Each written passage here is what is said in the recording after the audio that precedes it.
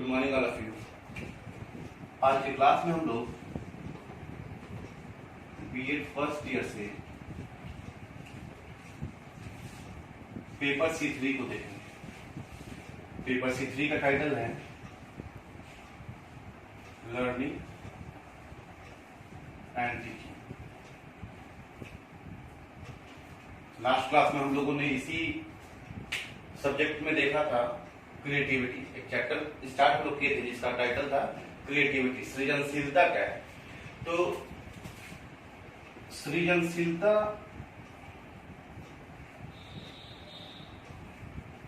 और इसकी प्रकृति, यानी कि सृजनशीलता क्या है, व्हाट इज क्रिएटिविटी और इट्स नेचर।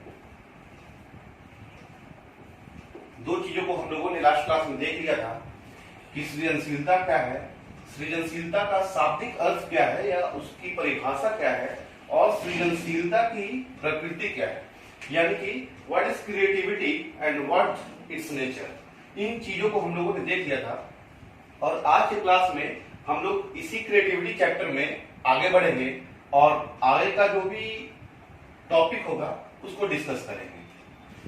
तो आज हम लोग जिस टॉपिक पर डिस्कस करेंगे वो टॉपिक है कि सृजनात्मक बालक के व्यक्तित्व एवं व्यवहार संबंधी विशेषताएं कौन कौन सी, यानी कि personality and behaviour characteristics of a creative child. यहाँ पे क्रिएटिव चाइल्ड के बारे में बात हो रहा है कि इसके कैरेक्टरिस्टिक्स को जाना है कि इसके व्यक्तित्व एवं व्यवहार में कौन कौन सी विशेषताएं पाई जाती हैं।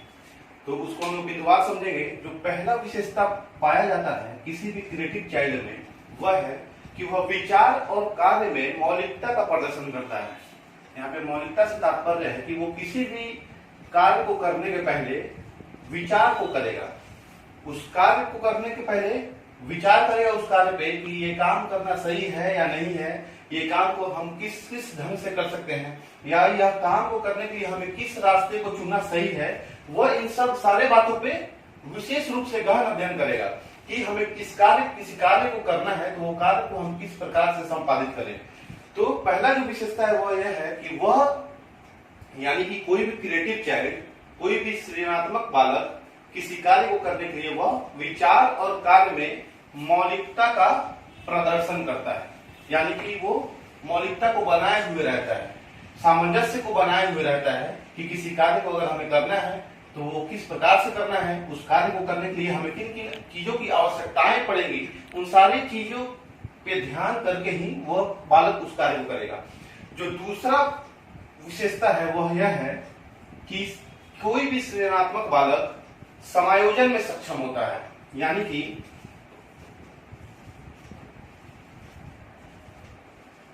Adjustment nature. कोई भी क्रिएटिव चाइल्ड होगा उसका नेचर कैसा रहेगा, एडजस्टमेंट रहेगा, वो कहीं भी अपने आप को एडजस्ट करने में सक्षम होगा।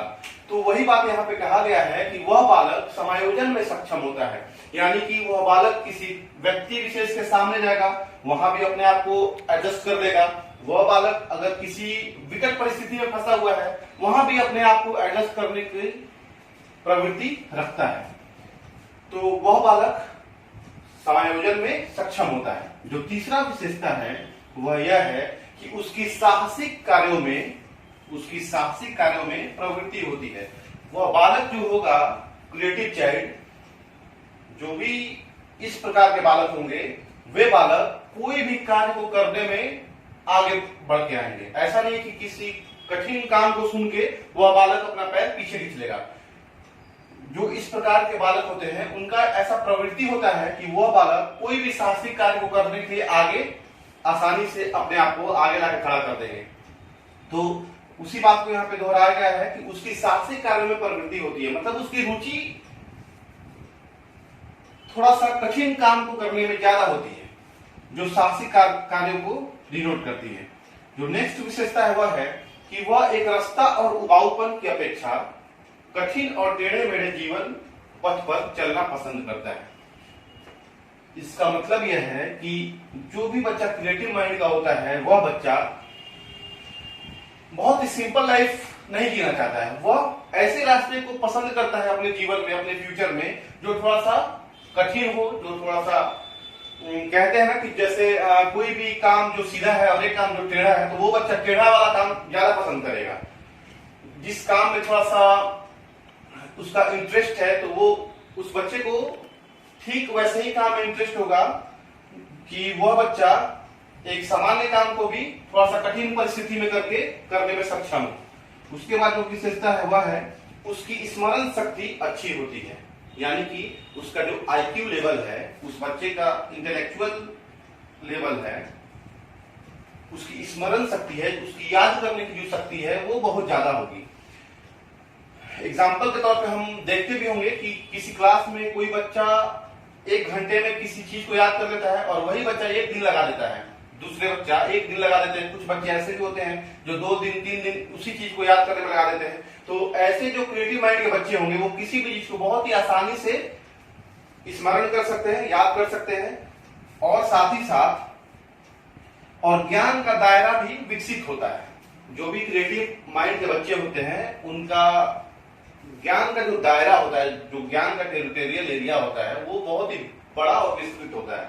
विस्तृत इस मायने में क्योंकि एक नॉर्मल बच्चा है तो वो सिर्फ और सिर्फ उसी चीज को पढ़ेगा, उसी चीज को पढ़ना पसंद करेगा जो उसके क्लास में है।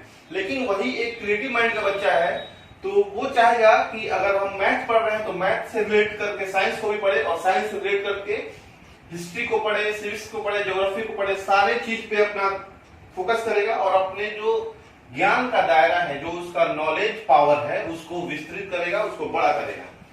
उसके बाद जो पॉइंट है कि उसमें चुस्ती, सजगता, ध्यान एवं एकाग्रता की प्रचुरता रहती है। तो जो भी बच्चे क्रिएटिव माइंड के होते हैं वो आलस प्रवृत्ति के नहीं होते हैं, वो आलसी नहीं होते हैं। हमेशा वो बच्चे आपको एक्टिव नजर आएंगे। किसी भी काम को करने के लिए उनका जो बॉडी फिटनेस है वो हमेशा ही एक्टिव नजर आएगा। एक होता है क्लासरूम में ही हम लोग देखते हैं कि कोई बच्चा बहुत ही एक्टिव है, कोई बच्चा डीएक्टिव की तरफ बैठा हुआ है और सिर्फ टीचर की बातों को सुन रहा है। लेकिन वही जो क्रिएटिव माइंड के बच्चे हैं वो टीचर की बातों को सुनने के बाद उनके मन में बहुत सारे सवाल आते हैं और वो उन सवालों को टीचर के सामने रखते हैं और ज्यादा से ज्यादा जानकारी ग्रहण करने की प्रवृत्ति रखते हैं। तो उसी बात को यहाँ पे बताया गया है कि उसमें चुस्ती, सजगता मतलब कि एकाग्रता उनके पास होती है और किसी भी चीज को बहुत ही ध्यान पूर्वक सुनने की प्रवृत्ति उनमें पाई जाती है। ऐसा नहीं क्लासरूम में बैठे हैं तो टीचर कुछ और पढ़ा रहे हैं और वो किसी दूसरे बातों पर ध्यान दे रहा है। तो जो भी बच्चे सृजनात्मक प्रवृत्ति के होते हैं या सृजनात्मक बालक जो भी बच्चे होते हैं उनमें चुस्ती, सजगता, ध्यान एवं एकाग्रता की प्रचुरता पाई जाती है। उसके बाद जो पॉइंट है, जो विशेषता है कि उसकी प्रकृति जिज्ञासुमय होती है। यहाँ पे फिर से वही बात आ रही है कि जिज्ञासुमय, यानी कि वो बच्चा ज्यादा से ज्यादा जिज्ञासा रखता है किसी बात को जानने के लिए।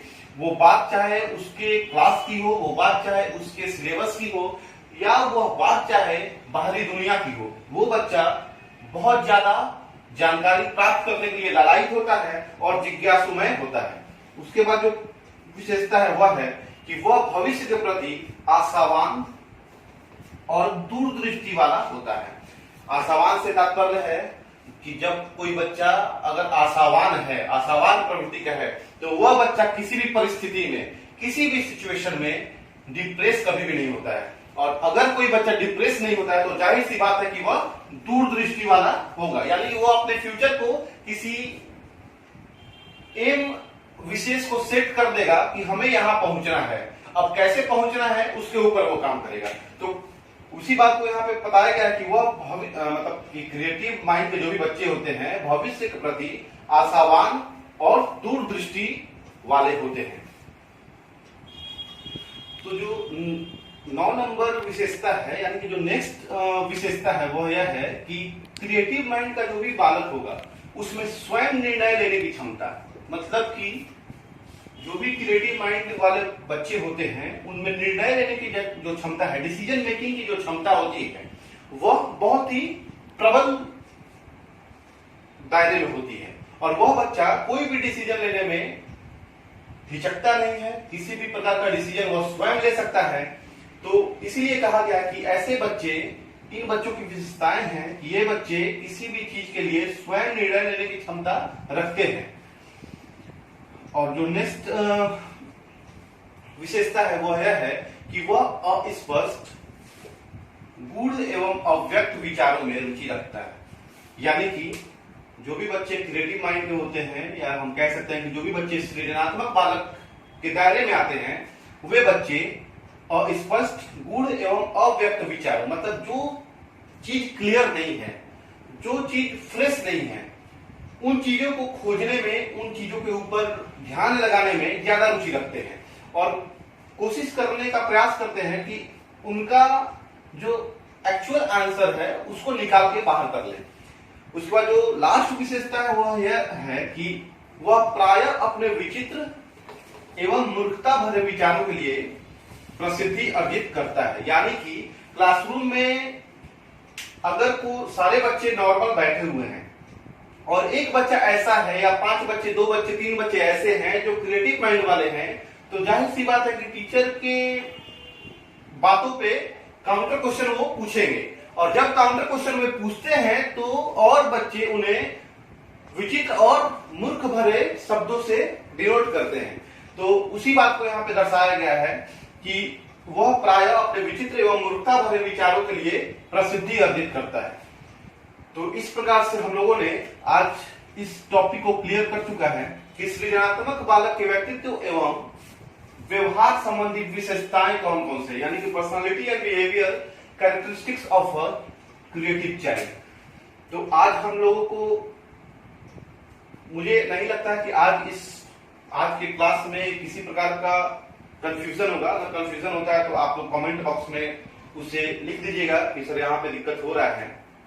अब जो नेक्स्ट क्लास हम लोग करेंगे तो उसमें हम लोग जिस टॉपिक को पढ़ेंगे, जिस टॉपिक के बारे में डिस्कस करेंगे, वह यह है। तो नेक्स्ट क्लास में हम लोग इस टॉपिक पे डिस्कस करेंगे कि बालकों में सृजनात्मकता विकसित करना, यानी कि बच्चों के अंदर हम लोग ऐसा कौन कौन सा काम को करेंगे कि जिससे वह क्रिएटिव माइंड का होगा, यानी कि development of creativity among children. यानी कि क्रिएटिविटी को डेवलप करने का कौन कौन सा तरीका इस्तेमाल हम लोग करेंगे बच्चों के ऊपर कि वो बच्चा सृजनात्मकता के पैटर्न पे आ जाएगा और वो बच्चा क्रिएटिव माइंड का बन जाएगा। Thank you.